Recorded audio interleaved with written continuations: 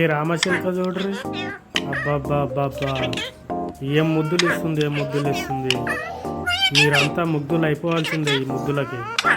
చూడుర్రి what a cutie అని దాని కథ ఎంత పొగుడుకుంటుంది.